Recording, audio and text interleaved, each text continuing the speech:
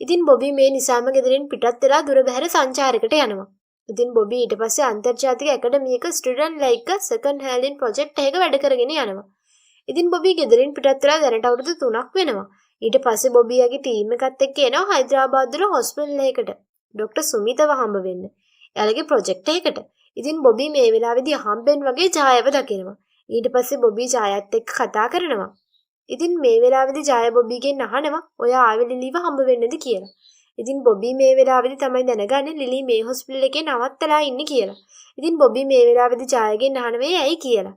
ජාය ඊට පස්සේ බොබීට කියන්නේ නැෂනල් ටීම් එකට සිලෙක්ට් කරන දවසේ ලිලිට කාර් ඇක්සිඩන්ට් එකක් වෙලා එයාව ටීම් එකට සිලෙක්ට් කරගත්තේ නැති නිසා ලිලි මානසික අවුලක් ඇති වෙලා ඒක නිසා දැන් එයා ඉන්නේ මානසික වාට්ටුවේ කියලා.